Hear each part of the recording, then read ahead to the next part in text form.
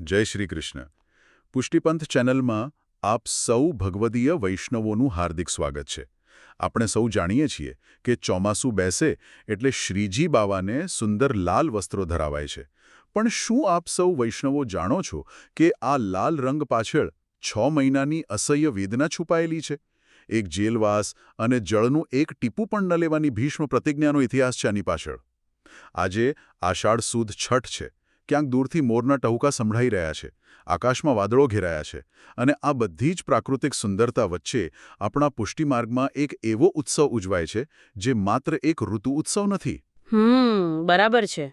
પણ એ અકલ્પનીય વિરહ અને અગાધ પ્રેમની ચરમસીમા છે, જેને આપણે કસુંબા છઠ કહીએ છીએ. બિલકુલ સાચી વાત કહી. અને સામાન્ય રીતે જુઓ, આપણે આ દિવસને માત્ર એક પરંપરા તરીકે જ જોતા હોઈએ છીએ કે ભાઈ આજે વરસાદની શરૂઆત થઈ એટલે શ્રી ઠાકોરજીને લાલ વસ્ત્રો ધરાવી દીધા. હા, મોટા ભાગે એવું જ મનાય છે. પણ જ્યારે આપણે પુષ્ટિમાર્ગીય હાર્દમાં ઊંડા ઉતરીએ ને, ત્યારે સમજાય છે કે આ માત્ર બાહ્ય શણગારની વાત બિલકુલ નથી. આ ઉત્સવ મુખ્યત્વે 3 ભાવોનો એક સુંદર સમન્વય છે. અચ્છા, એ કયા 3 ભાવો છે? પહેલો ભાવ છે પ્રભુ પ્રત્યેનો એકદમ ઘેરો અનુરાગ. બીજો છે 6 મહિનાના કઠોર વિપ્રયોગ એટલે કે વિરહ પછીનું દિવ્ય પુનર્મિલન. અને ત્રીજો, જે કદાચ સૌથી અગત્યનો છે, એ છે શ્રી ગુસાઈજી મહાપ્રભુનું અપરંપાર વૈષ્ણવાત્સલ્ય. અરે વાહ! આ જ વાત મને હંમેશા વિચારતી કરી દે છે, કારણ કે આપણે મોટાભાગે ઉત્સવોના બાહ્ય સ્વરૂપમાં એટલા બધા ખોવાઈ જઈએ છીએ કે તેની પાછળની આ અલૌકિક લીલા ભૂલી જઈએ છીએ. આપણે આ વિરહ અને પેલા જેલવાસની વાત પર આવીએ, પણ એ પહેલાં મારે એ સમજવું છે કે આ વિશિષ્ટ નામ શા માટે? એટલે કસુંબા છઠ નામ. હા, મતલબ આ ઉત્સવને કસુંબા છઠ કેમ કહેવાય છે, લાલછઠ કેમ નહીં? આ કસુંબલ શબ્દ પાછળનો ચોક્કસ ભાવ શું છે, અને આ વર્ષાઋતુ સાથે તેનું શું અનુસંધાન છે? આ બહુ જ પાયાનો પ્રશ્ન છે. જુઓ, કસુંબો એ મૂળ તો એક વનસ્પતિ છે જેના ફૂલોમાંથી અત્યંત ઘેરો લાલ રંગ બનાવવામાં આવતો હતો એ જમાનામાં. આ કસુંબલ રંગની વિશેષતા એ છે કે તે અત્યંત પાક્કો રંગ હોય છે. એટલે જલ્દી ઉતરે નહીં એમ? હા, બિલકુલ. તેને કાચો ન પાડી શકાય, તે ક્યારેય ઝાંખો પણ ન પડે. પુષ્ટિમાર્ગીય ભાવનામાં આ કસુંબલ રંગ એ ભક્તના હૃદયમાં રહેલા શ્રી ઠાકુરજી પ્રત્યેના અખૂટ અને અતૂટ અનુરાગનું પ્રતીક છે. અદ્ભુત. અને શ્રી ગિરિધરજીએ આ દિવસને વર્ષાઋતુના પ્રથમ દિવસ તરીકે પ્રભુને અંગીકાર કરાવ્યો હતો, કારણ કે વર્ષાઋતુ એ જ સાચા અર્થમાં અનુરાગની ઋતુ છે. એટલે તમે એમ કહેવા માંગો છો કે આ લાલ રંગ એ માત્ર આંખોને ગમે તેવો શણગાર નથી, પણ તે હૃદયની ભીતર જે પ્રેમનો પાક્કો રંગ છે તેનું બાહ્ય પ્રગટીકરણ છે, બરાબર ને? એકદમ બરાબર. આના પરથી મને એક બહુ સુંદર વિચાર આવે છે. જો આપણે પ્રકૃતિને ધ્યાનથી જોઈએ તો વાદળો ઘોરંભાય, વીજળી ચમકે ત્યારે મોર કેવા આનંદથી નાચી ઉઠે છે. મોરને વાદળો સાથે જે પ્રેમ છે તે આ વાતાવરણ જોઈને ઉત્તેજિત થાય છે, જેને આપણે ઉદ્દીપન ભાવ કહીએ છીએ.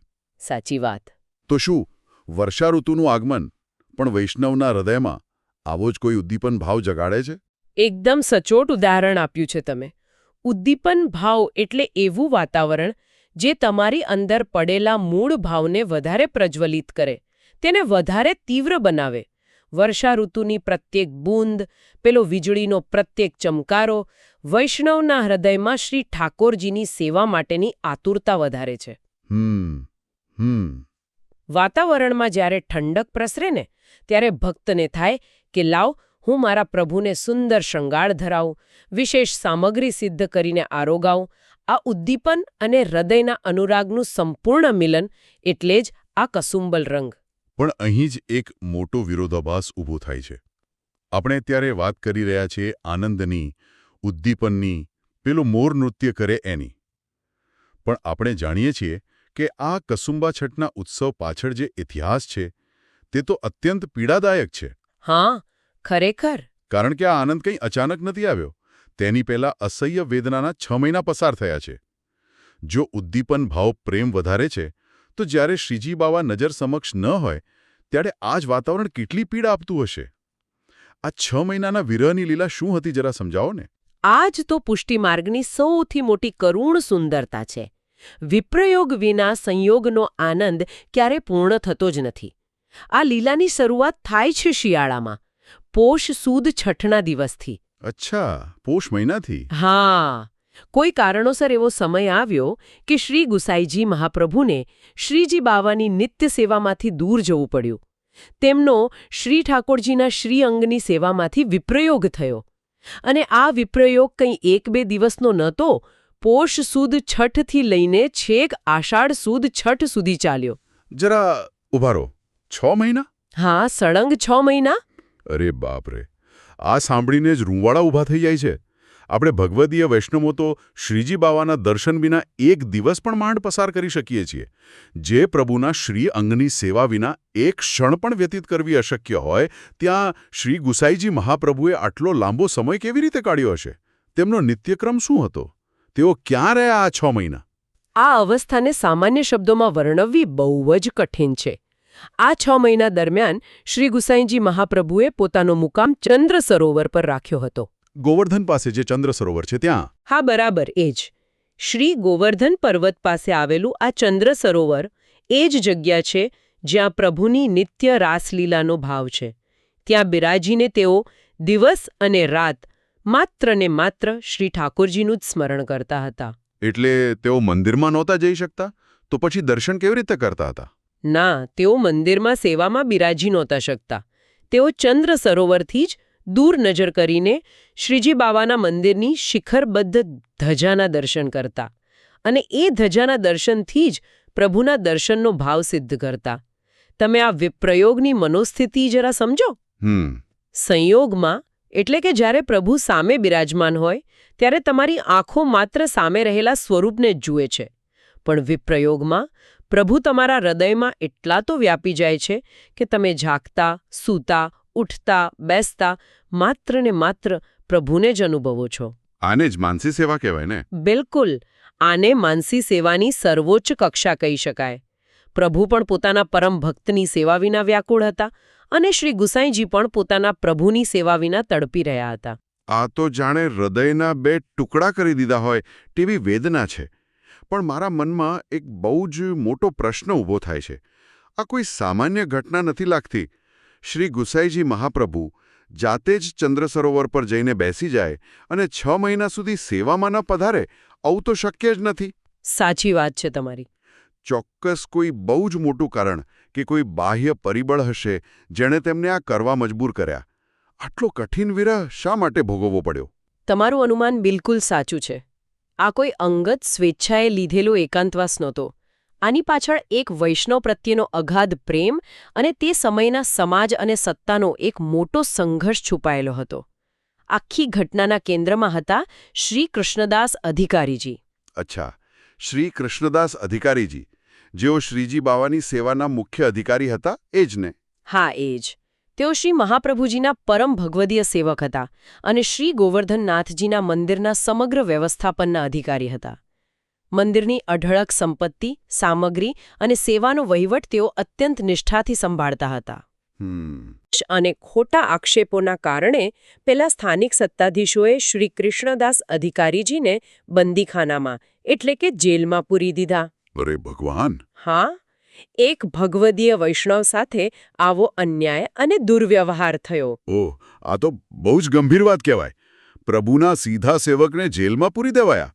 અને સ્વાભાવિક છે કે જ્યારે આ વાતની જાણ શ્રી ગુસાઈજી મહાપ્રભુને થઈ હશે ત્યારે તેમનું હૃદય એકદમ દ્રવી ઉઠ્યું હશે.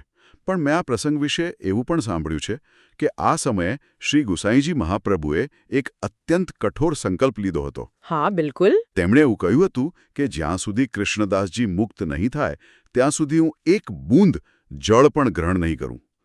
પણ અહીંયા મારે જરા સમયરેખા સમજવી છે. શું તેમણે પૂરા 6 મહિના સુધી જળ નહોતું લીધું? કારણ કે ભૌતિક રીતે એ તો બિલકુલ અશક્ય છે. આખી ઘટનાનો ક્રમ કેવી રીતે ગોઠવાયો હતો? બહુ જ સરસ સ્પષ્ટતા માંગી તમે. આ સમજવું બહુ જરૂરી છે જેથી વૈષ્ણવોને કોઈ ભ્રમ ન રહે. જુઓ, જે 6 મહિનાનો સમયગાળો છે, પોષ સુદ છઠથી આષાઢ સુદ છઠ, તે સંપૂર્ણ સમયે શ્રી ગુસાઈજીના શ્રી ઠાકોરજીના શ્રી અંગની સેવામાંથી વિપ્રયોગનો સમય હતો. અચ્છા. તેઓ ચંદ્ર સરોવર બિરાજ્યા હતા અને મંદિરની વ્યવસ્થામાં પડેલી આ રાજકીય અડચણોને કારણે તેઓ સીધી સેવામાં પધારી શકતા નહોતા. પરંતુ જે જળ ત્યાગનો ભીષ્મ સંકલ્પ છે તે આ સમયગાળાની ચરમસીમા પર લેવાયો હતો. એટલે કે અંતમાં. હા, અંતભાગમાં. જ્યારે કૃષ્ણદાસજીને છોડાવવાના તમામ પ્રયત્નો નિષ્ફળ જઈ રહ્યા હતા અને પરિસ્થિતિ અત્યંત ગંભીર બની ગઈ, ત્યારે શ્રી ગુસાઈજી મહાપ્રભુએ પોતાનું બ્રહ્માસ્ત્ર કાઢ્યું. તેમણે અંતિમ અને અફર સંકલ્પ લીધો કે જ્યાં સુધી મારા વૈષ્ણવ સેવકને મુક્ત કરવામાં ન આવે ત્યાં સુધી હું અન્ન તો શું એક બૂંદ જળ પણ ગ્રહણ નહીં કરું. શું વાત છે! આ કોઈ લાંબી મુદતનો ઉપવાસ નહોતો. આ એક એવો તાત્કાલિક અને ઉગ્ર સંકલ્પ હતો જેણે પેલા સત્તાધીશોના પાયા હચમચાવી દીધા. આહા, એટલે કે વિરહ 6 મહિના ચાલ્યો, પણ જ્યારે જળ ત્યાગનો નિર્ણય લીધો ત્યારે એ એક એવો તીવ્ર આઘાત હતો જેણે પરિસ્થિતિને રાતોરાત બદલી નાખી. બિલકુલ સાચું. આ વાત પરથી મને શ્રી ગુસાઈજીના હૃદયની વિશાળતા સમજાય છે. આ માત્ર કોઈ રાજકીય વિરોધ નહોતો. આ એક ગુરુનો પોતાના સેવક પ્રત્યેનો, એક વૈષ્ણવનો બીજા વૈષ્ણવ પ્રત્યેનો અસીમ પ્રેમ હતો, જેને આપણે સાચા અર્થમાં વૈષ્ણવ વાત્સલ્ય કહીએ છીએ. હા, એ જ વૈષ્ણવ વાત્સલ્ય. શ્રી ગુસાઈજી એ વાત સહન જ ન કરી શક્યા કે જે હાથ રોજ શ્રી ઠાકોરજી માટે સુંદર સામગ્રી સિદ્ધ કરે છે તે હાથોમાં લોખંડની બેડીઓ પડેલી હોય. એકદમ સાચી વાત. તેમણે પોતાનું સર્વસ્વ દાવ પર લગાવી દીધું.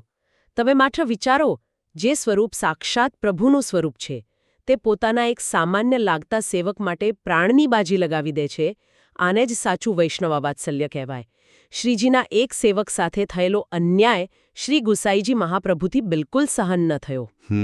આ નિખાલસ અને નિસ્વાર્થ કરુણાને કારણે જ આપણે તેમને પરમ દયાળ શ્રી વલ્લભનંદન કહીએ છીએ. અને આ દયાનું પરિણામ એ જ આવ્યું જે આવવાનું હતું. જ્યારે સત્તાધિકારીઓએ જોયું કે શ્રી ગુસાઈજી મહાપ્રભુએ જળનો ત્યાગ કર્યો છે ત્યારે તેઓ ભયભીત થઈ ગયા. ડરી ગયા. હા. તેમને સમજાયું કે જો આ મહાપુરુષને કંઈ પણ થશે તો આખો વૈષ્ણવ સમાજ અને સાક્ષાત ઈશ્વર તેમને ક્યારેય માફ નહીં કરે. સત્તાધીશો નમી પડ્યા અને શ્રી કૃષ્ણદાસ અધિકારીજીને તાત્કાલિક પૂરા સન્માન સાથે મુક્ત કરવામાં આવ્યા. વાહ! સત્ય અને ભક્તિનો વિજય થયો. પણ જરા વિચારો કૃષ્ણદાસજીની માનસિક સ્થિતિ વિશે. જ્યારે તેઓ બંદીખાનામાંથી મુક્ત થયા અને તેમને ખબર પડી હશે કે પોતાના ગુરુએ, પોતાના પ્રભુએ મારા માટે અન્ન અને જળનો ત્યાગ કર્યો હતો અને 6 મહિનાનો આટલો કઠિન વિરહ ભોગવ્યો હતો, ત્યારે એમના હૃદય પર શું વીતી હશે? એક ક્ષણ અત્યંત ભાવુક હતી. કૃષ્ણદાસજીનું હૃદય એકદમ ગળગળું થઈ ગયું. તેમની આંખોમાંથી અશ્રુઓની ધારા વહેવા લાગી. તેઓ દોડીને સીધા શ્રી ગુસાઈજીના ચરણોમાં પડ્યા અને એ ભાવવિભોર અવસ્થામાં, ગદગદ અવસ્થામાં તેમના મુખમાંથી સહજ રીતે એક અદ્ભુત પદ સ્ફુરી ઉઠ્યું. કયું પદ? પરમ કૃપાળુ શ્રી વલ્લભનંદન. આ પદમાં કૃષ્ણદાસજીએ શ્રી ગુસાઈજીની એ અપરંપાર દયા અને કૃપાનું સંપૂર્ણ વર્ણન કર્યું છે. આજે પણ આટલી સદીઓ પછી જ્યારે વૈષ્ણવો આ પદ ગાય છે ત્યારે તેમની આંખો ભીની થઈ જાય છે. કારણ કે આ પદ માત્ર શબ્દો નથી, આ એક સેવકનો પોતાના સ્વામી પ્રત્યેનો કૃતજ્ઞતાનો પુકાર છે. ખરેખર, પરમ કૃપાળુ શ્રી વલ્લભનંદન. આજે પણ આ પદ સાંભળીએ તો હૃદયમાં એક અનોખી કંપારી છૂટી જાય છે. અને જેવી કૃષ્ણદાસજીની મુક્તિ થઈ તેની સાથે જ પેલો 6 મહિનાનો કઠોર વિરહ પણ પૂર્ણ થયો.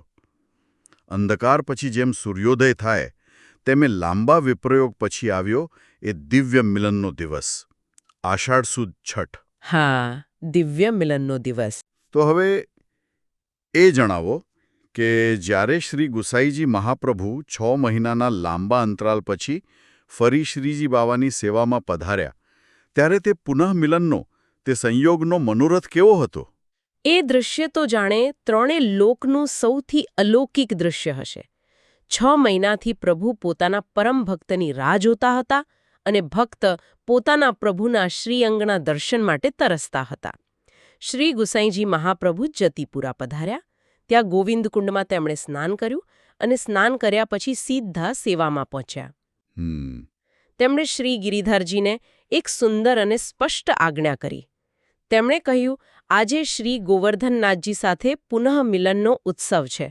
6 મહિનાનો વિરહ પૂરો થયો છે.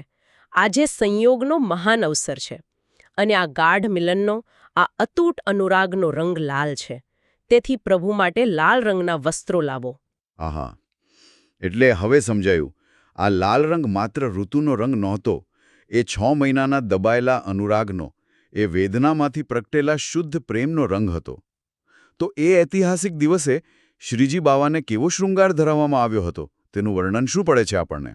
એ મનોરથનું વર્ણન સાંભળતા જ ખરેખર મન ભરાઈ આવે. શ્રી ગોવર્ધનનાથજી પ્રભુના શ્રી અંગ પર કસુંબલ એટલે કે અત્યંત ઘેરા લાલ રંગના સાજ અને શૃંગાર ધરાવવામાં આવ્યા.